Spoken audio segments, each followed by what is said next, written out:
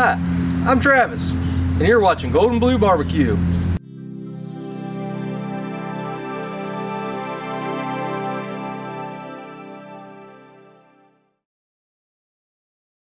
So thanks for tuning in. This is going to be a follow-up video to our first video we did on the smoker here.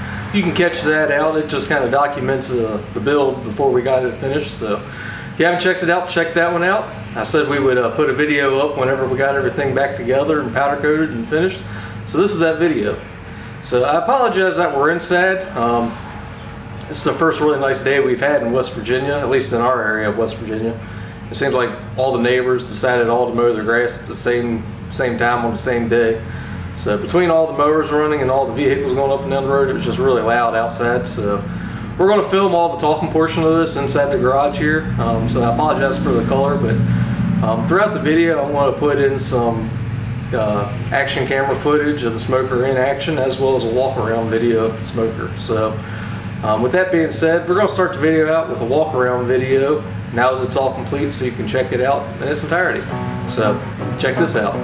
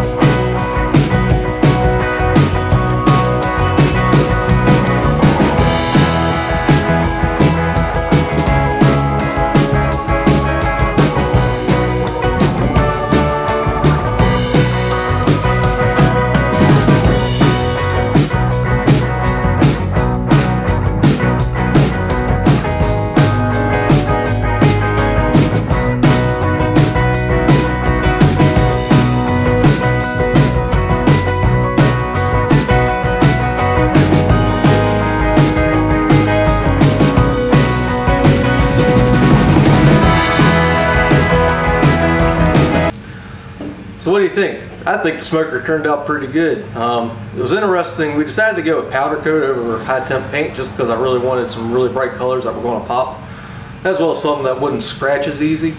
A lot of people were worried and commenting about how the powder coat would hold up. After talking to our powder coater here in Inwood, we felt pretty confident going with it. We don't run this pit nor the firebox up anywhere near close to the melting point of the powder. So after all the practice cooks we've had already, you can see it's holding up really well. The first practice cook we didn't run any fire gaskets around any of the doors, so there was some smoke that bled by. And as you can see in the pictures I'll post here in a minute, along the top of the doors here and a little bit on the sides, you can see a little bit of discoloration just from the smoke. But it's not that noticeable and it's not that bad. As well as down on the front, we had a little bit of grease strip, and I didn't catch it in time to wipe it off, and it kind of discolored the powder coat. But overall, the powder coat's holding up really well. This year I got in the habit of, after every cook, cleaning the pit out, wiping all the grease down, and just cleaning it back up. So whenever I do that, I wipe the outside down too. And I mean, I can't be more impressed with how the powder coat's holding up. So all of you that was wondering how the powder coat was going to hold up, it's holding up pretty good. So I know y'all are wondering, how does it cook? So it cooks great. The first practice cook, like I said, we didn't run any fire gaskets around the door or on the fire chamber door. We had a little bit of leaking going on the top as well as down around the bottom. mainly where these ridges are right here. That seemed to be the point. But even with all those leaks, it ran really good. It ran really efficiently, recovered really well.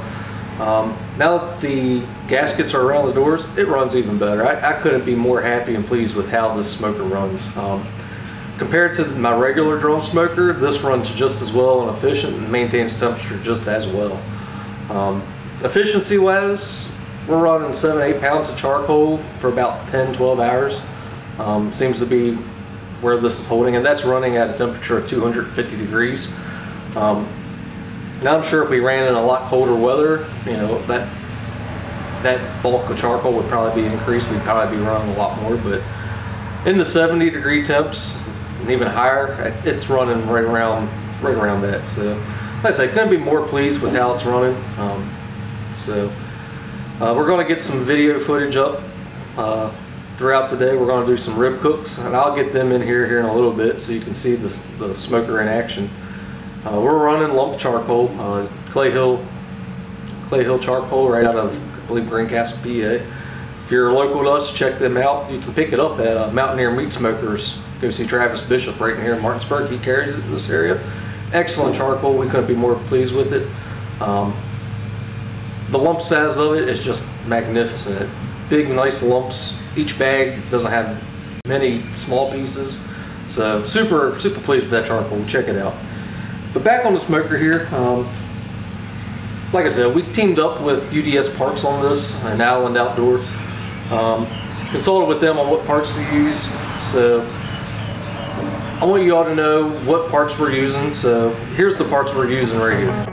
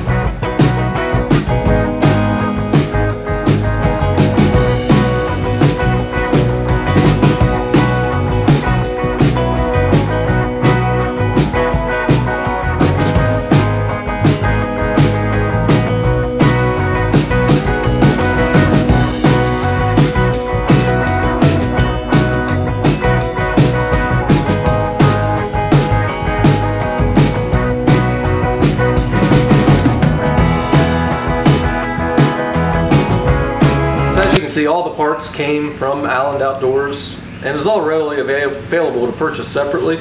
One neat thing they did is they put all those parts together on one buy it now kit. So if you want to build this exact smoker, you can go to their website or call them up, udsparts.com, and buy this exact kit of every part that I used. The only thing you have to provide yourself is the expanded metal, the angle iron, any of that stuff. But as far as the actual parts like the hinges, the handles, the latches, the dampers, the wheels, all of that, you can get all that from one kit. What's nice about that kit also is one big issue on this build is the fish mouth cut, as they call it, where you actually cut the barrels and join the two together. The template that I used to make this, I sent to my contacts up at Island Outdoor.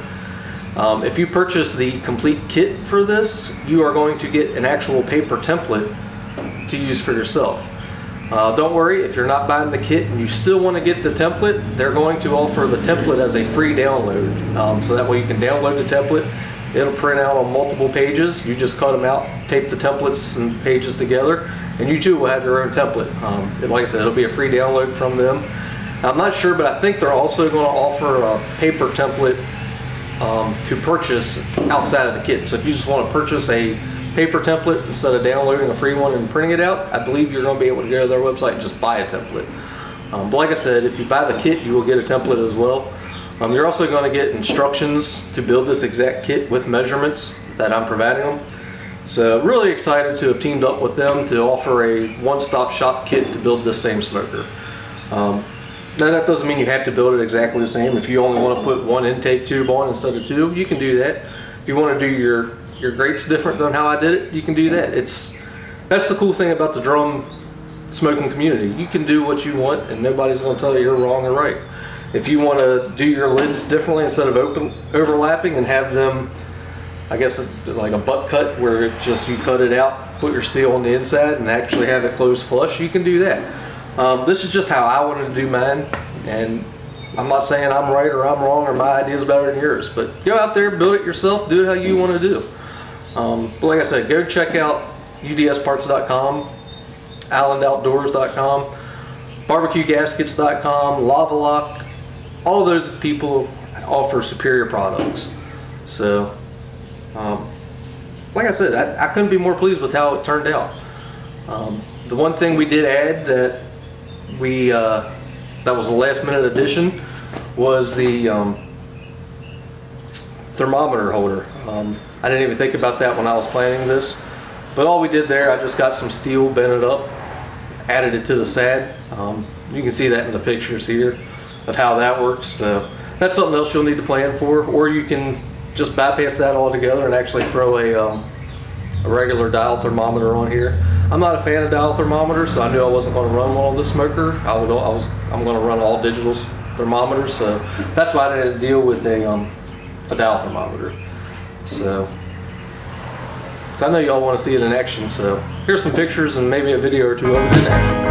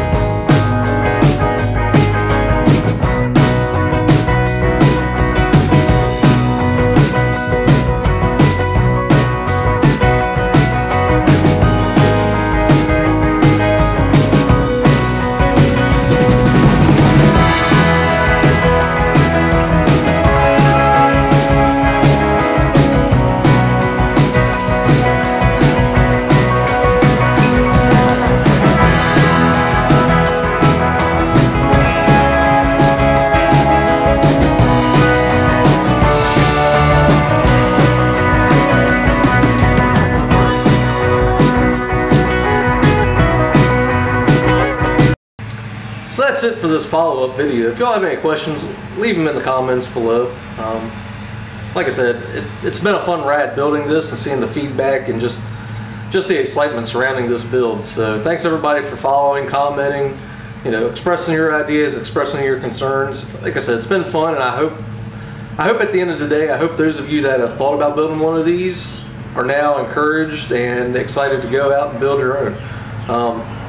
Drums are cheap enough. Even if you mess up, get another drum and try it again. You know, we jumped into it. We didn't really have a plan. We just kind of winged it. And like I said, I hope you all do the same thing. So thanks for tuning in. If you haven't subscribed to our channel, subscribe below. That's really all I got. Keep an eye out on our YouTube channel, because once competitions start up, we are going to be featuring this smoker a lot at competitions and various videos. So that's all I got, guys. Leave your comments, like, share it. Alright guys, thanks for tuning in. Catch you later.